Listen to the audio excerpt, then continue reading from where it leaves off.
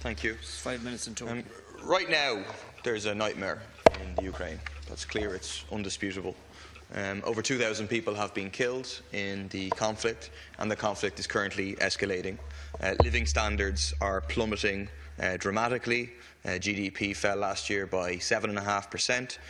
Significant attacks on democratic rights, the banning of the Communist Party in the west of the Ukraine under the Kiev government, the rise of fascist forces, including on the streets.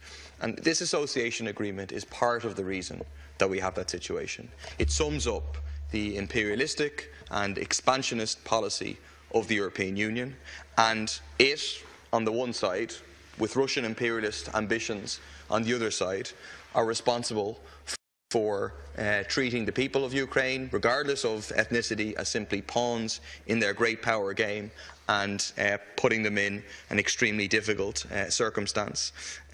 These association agreements, it's how the so-called European neighbourhood policy works.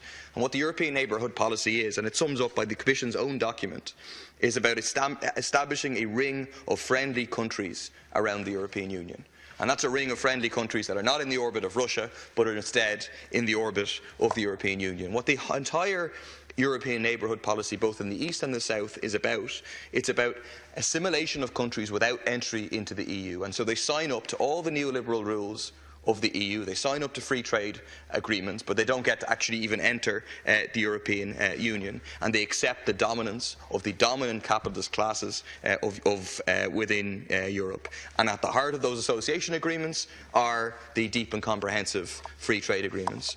And to quote the Commission about this DCFTA with the Ukraine, it's one of the EU's most ambitious bilateral agreements yet.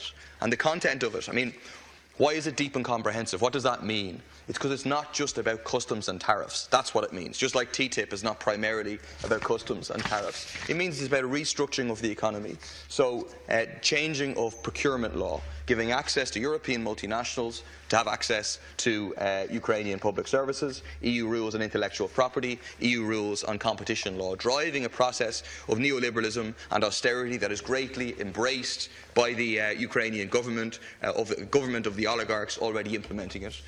We should oppose this agreement, we should block this agreement. Instead, there should be support for a united movement of Ukrainian people against the rule of the oligarchs, recognising the democratic rights of all.